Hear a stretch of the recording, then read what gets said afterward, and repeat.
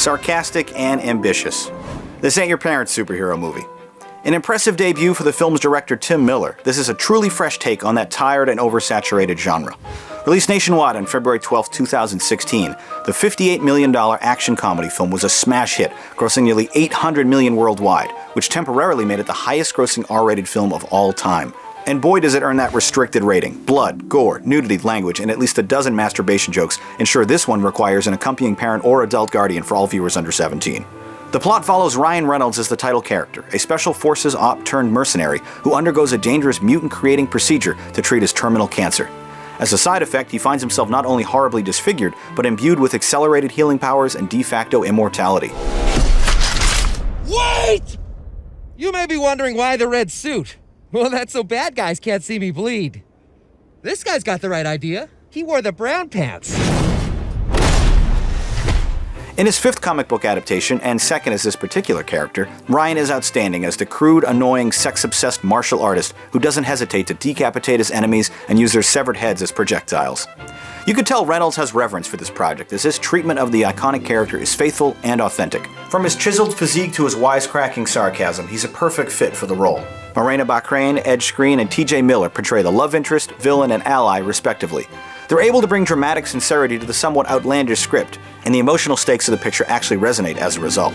TJ is especially great as the plucky comic relief, a role the film directly pokes fun at, while the inclusion of Gina Carano, Brianna Hildebrand, and Stefan Kapicic as various mutants aren't given much to say or do, except fill out whatever Fox-mandated X-Men quota they were trying to hit.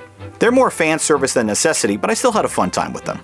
Speaking of which, the 108-minute story features a number of references to that franchise, including a great gag where Reynolds asks if it's McAvoy or Stewart currently in charge. Deadpool opens with a stupendous freeze frame during the middle of an explosive action sequence, with the camera floating through the suspended scene as mock credits flash on screen.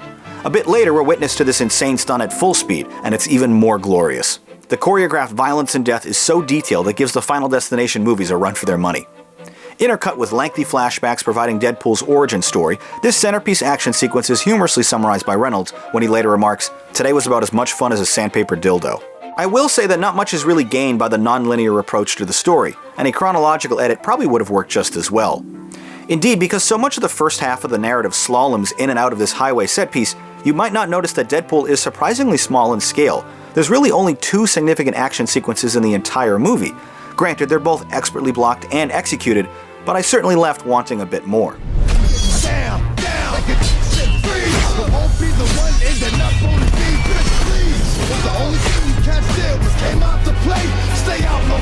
Brisk pacing and comfortable wide framing lets this chaotic and frenzied picture really breathe and stay coherent. The visual effects are integrated seamlessly with practical stunts and takedowns. Meanwhile, Junkie XL provides a gritty and urban score that blends well with plenty of appropriate but sometimes ironic pop music needle drops. DMX and Wham are obvious highlights. With lots of breaking of the fourth wall that makes sure the audience is in on the joke, this movie's flaws are quickly lampshaded for laughs, much to the film's benefit. Although it's definitely not for younger audiences, all older Marvel fans should adore the memorable lead, graphic violence, and mature humor. Deadpool is an ambitious and sarcastic adventure that earns its position among the best in the X-Men film catalog. However, 8 years later, I'm sad to report that this film doesn't feel as revelatory or hilarious as I remember. But in the sake of fairness, I will uphold my original score and rate this an awesome.